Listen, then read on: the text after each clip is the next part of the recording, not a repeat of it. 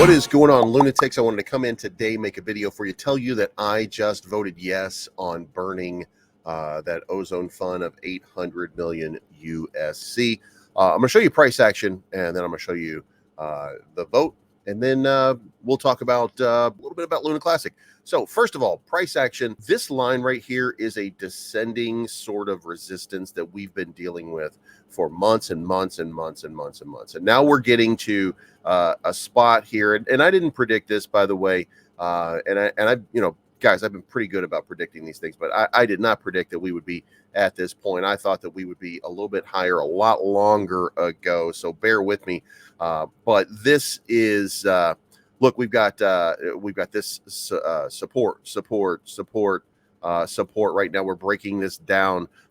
There's got to be a breakout here at some point, and we have not broken out at any point. So got to be a catalyst to kind of break us out right here. But if this does not break out, and look at this, I mean, I want you guys to see here, we don't have very long before there's no room left, right? So if this does not break down, then there's going to be a lot of algorithms. There's going to be a lot of AI technology that are going to tell a lot of people, take your loss, and we're going to see a move towards that downside.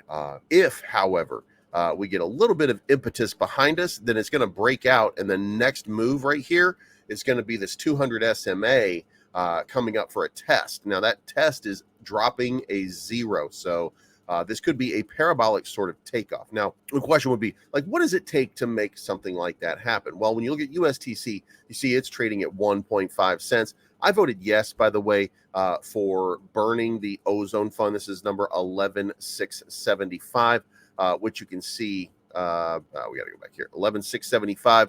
Burn 100% of the ozone fund. That's 800 million USTC. Now, I don't know if that affects the finances or anything like that, but USTC currently has a supply of about 9 billion, and I think that affects something greatly. So to be able to burn about 10% in one mandatory fell swoop, I think would have a tremendous sort of attention-grabbing effect on investors, especially during a time right now where people are looking for pumps. They're not looking for large, long-term plays. They're just looking for pumps right now.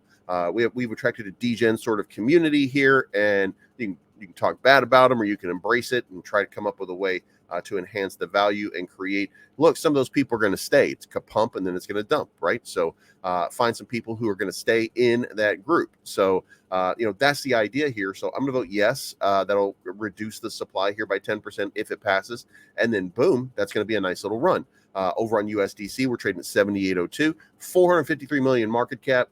15 million in volume, and look at this. This is not that far away. I want to stress this. This is not that far away from a 4.5 billion market cap, which is a very doable number. Even in a bull run, when we get into a bull run, we're looking at probably a 20 billion market cap.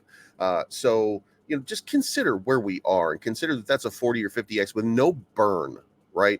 So I think that the future is very bright for Luna Classic. All we have to do is continue to have a little bit of patience with this team. Let them do their job. Let them work their way through all of these myriad problems that were created by the collapse. And let's get to a solution, which will include reducing supplies all around. And remember, one of the arguments that Zerodar had was that this is a $10 billion debt. Well, we're about to make it a $9 billion debt. So, if you're wondering if Zerodar knows what he's talking about, maybe, but not complete. So, don't forget those things, right? There are solutions and there are ways around a lot of these things. Now, moving on over here, Terra Validator says something that I think is important. The LUNC Validator army LUNC army should focus solely on the repeg of USTC for the short term. This is the major catalyst. We desperately need to restore LUNC Classic back to its former glory. Now, do I agree with that? Yes, I agree with that. However, really, that's everybody's a maxi for something because they want it to pump, right? What we want is a thriving ecosystem, right?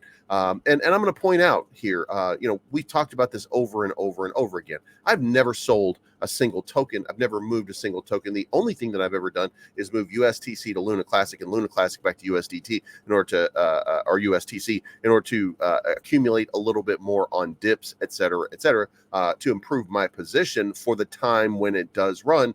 So I'm sitting a little over 12 million tokens right now. If you include what I have in each one of these wallets and everything. So, I got 500,000 here, 11.5 here. So a little over 12 million. So I've accumulated 2 million. I've accumulated a good percentage over that period of time. Now I'm just sitting here quietly waiting for it. And then finally, moving on from that, Binance will open spot trading grid for USTC USDT.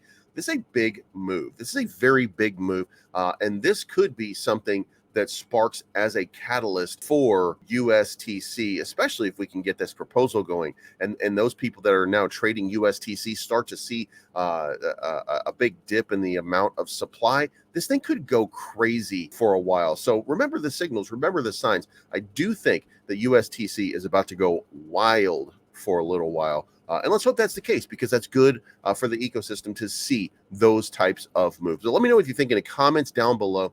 Hit the like button, subscribe button, hit the bell to be notified of future content. Make sure you leave a comment. This is not financial advice. My name is BLEEVES. I'm always right. Thank you so much for tuning in, and we'll talk to you again very